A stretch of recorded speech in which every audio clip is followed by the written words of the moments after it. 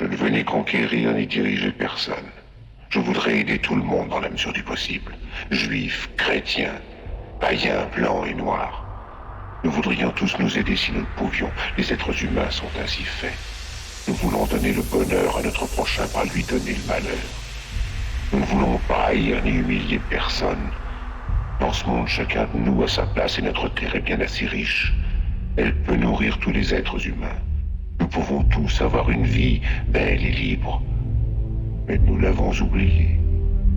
L'envie a empoisonné l'esprit des hommes, a barricadé le monde avec la haine, nous a fait sombrer dans la misère et les effusions de sang. Nous avons développé la vitesse pour nous enfermer en nous-mêmes. Les machines qui nous apportent l'abondance nous laissent dans l'insatisfaction. Notre savoir nous a fait devenir cyniques. Nous sommes inhumains à force d'intelligence. Nous ne ressentons pas assez et nous pensons beaucoup trop. Nous sommes trop mécanisés et nous manquons d'humanité.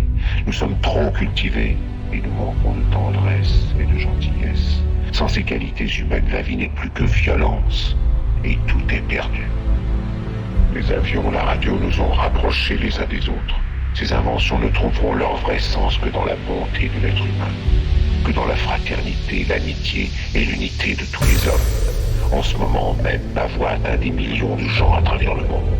Des millions d'hommes, de femmes et d'enfants désespérés, victimes d'un système qui torture les faibles et emprisonne les innocents.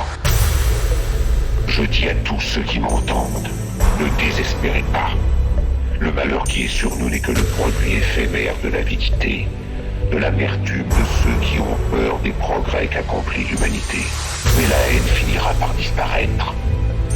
Et les dictateurs mourront. Et le pouvoir qu'ils avaient pris au peuple va retourner au peuple.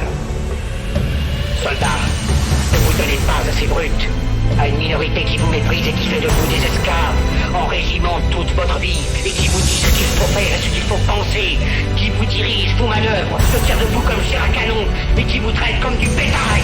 Ne donnez pas votre vie à ces êtres inhumains, ces hommes-machines, avec une machine à la place de la tête et une machine dans le cœur.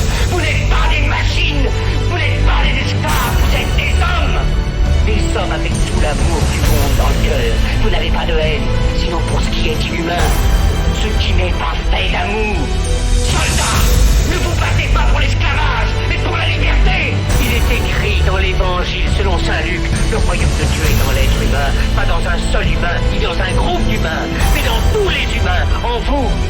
Vous, le peuple qui avez le pouvoir de créer les machines, le pouvoir de créer le bonheur. Vous, le peuple, en avez le pouvoir de rendre la vie belle et libre, le pouvoir de faire de cette vie une merveilleuse aventure. Alors au nom même de la démocratie, utilisons ce pouvoir. Il faut tous nous unir. Il faut nous battre pour un monde nouveau, décent et humain, qui donnera à chacun l'occasion de travailler, qui apportera un avenir à la jeunesse et à la vieillesse la sécurité. Les poètes vous ont promis toutes ces choses pour que vous leur donniez le pouvoir. Ils mentaient. Ils n'ont pas tenu leurs merveilleuses promesses. Jamais ils ne le feront. Les dictateurs s'affranchissent en prenant le pouvoir, mais ils sont un esclave du peuple. Alors il faut nous battre pour accomplir toutes leurs promesses. Il faut nous battre pour libérer le monde, pour renverser les frontières et les barrières raciales, pour en finir avec l'avidité, avec la haine et l'intolérance. Il faut nous battre pour construire un monde de raison, un monde où la science et le progrès mèneront tous les hommes vers le bonheur.